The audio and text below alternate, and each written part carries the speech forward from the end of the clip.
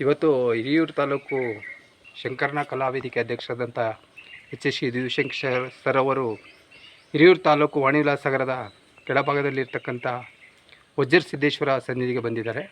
ಅವರು ತಮ್ಮ ಕಾರ್ಯಕ್ರಮಗಳ ಬಗ್ಗೆ ಇಲ್ಲಿ ಒಂದು ವಿವರಣೆ ಕೊಡಬೇಕಂತ ತುಂಬ ಖುಷಿಯಿಂದ ಕೂತಿದ್ದಾರೆ ಹಾಗೂ ಮೊಬೈಲ್ ನೋಡಿ ಹಸನ್ಮುಖಿ ಆಗ್ತಾ ಇದ್ದಾರೆ. ಅವರು ಈ ಕಾರ್ಯಕ್ರಮದ ಬಗ್ಗೆ ಸ್ವಲ್ಪ ವಿವರಣೆ ಕೊಟ್ಟರೆ ತುಂಬ ಒಳ್ಳೆಯದು ಅನಿಸುತ್ತೆ.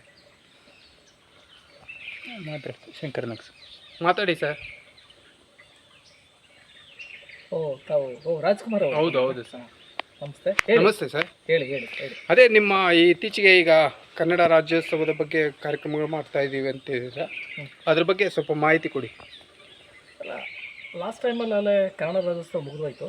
ಹಾಂ, ಈಗ ರಾಜ್ಕುಮಾರ್ ಸರ್ ಅವರ ಹುಟ್ಟುಹಬ್ಬದ ಪ್ರಯುಕ್ತ ಏನೋ ಕಾರ್ಯಕ್ರಮ ಮಾಡ್ತಾ ಇದ್ರು, ಹಾಗಾಗಿ ಕೇಳಿ ಬಂತು, ಹಾಗಾಗಿ ನಿಮ್ಮನ್ನು ಕೇಳಬೇಕಂತ.